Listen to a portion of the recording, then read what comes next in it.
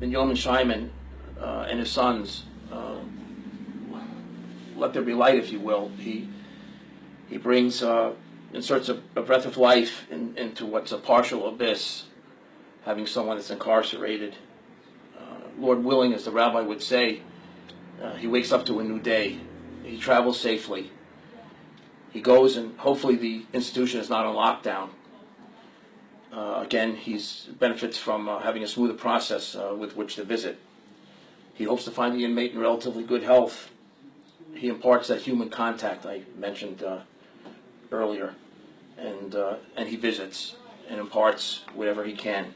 And this cannot be measured. This cannot be quantified.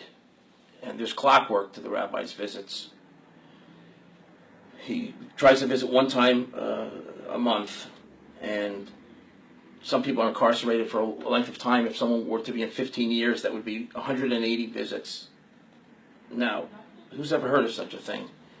How does a person go in and be incarcerated and get 180 visits?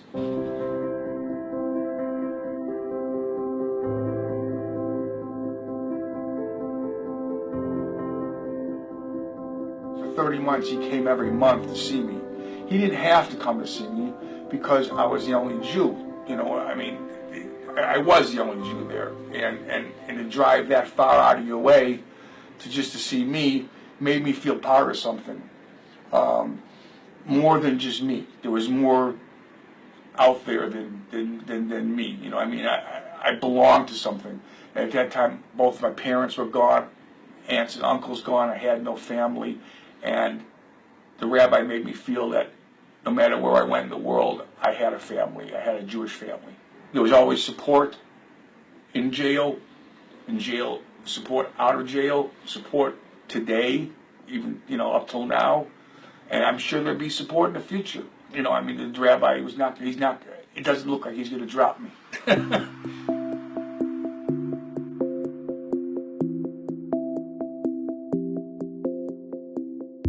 When you do get incarcerated, you lose yourself in the process. You lose, for myself, and I'm just talking about myself, is that I lost my family in the process, and if it wasn't for the rabbi, I would have lost myself in the prison system.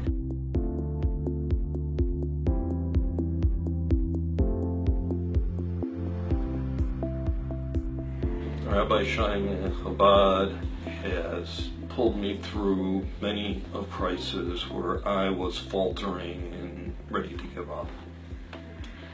I probably would have given up.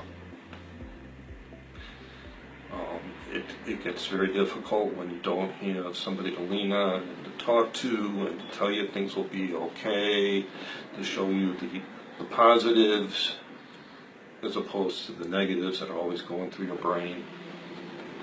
And it's sometimes very hard to see the light, and that's what this organization brought to me. They gave me the ability to focus away from the negatives that I think about and to turn them into positives.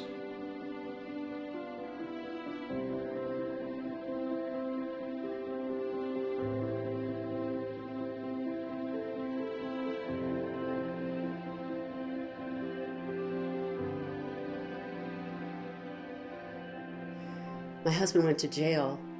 I couldn't pay his bail, and that's when Hinda stepped in. In the end, he was convicted. I felt ostracized from my place of worship. I lost many friends. Even my kids were looked down upon in school. Once, my car windows were broken. I didn't have a job, and we were thrown into poverty. It was also hard managing the kids who were either sad, depressed, or angry, depending on their age. The Hinda Institute called me every week. It was great to have someone to talk to who didn't judge me. Hinda sent me money monthly while I found a low-paying job.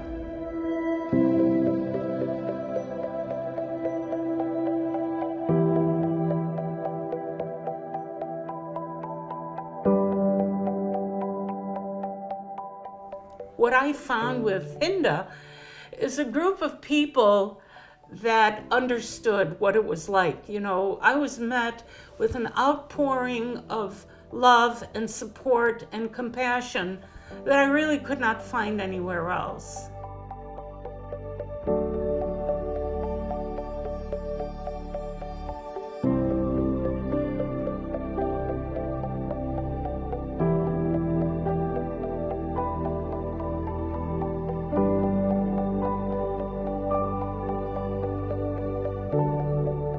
Hi, my name is Esther Scheibler, and I'm a researcher and doctoral student at the University of Cincinnati in the Criminal Justice Department. And I know, based on my research, that the Hinda Institute is doing amazing things helping people inside and outside of prison. They're getting people set up with housing, they're assisting them with mental health support, they're getting people jobs, and these are exactly the types of support that people need to stop engaging in crime and to stay crime-free for the rest of their lives.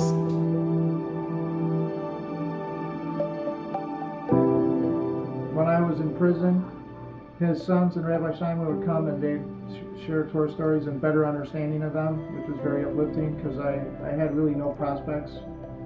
Almost all my family was dead except my younger sister, and she wasn't in great shape. I was going to parole to a building that burned down a week before I got out. I was afraid that I wasn't going to get out. I didn't say anything. I got out. I got back.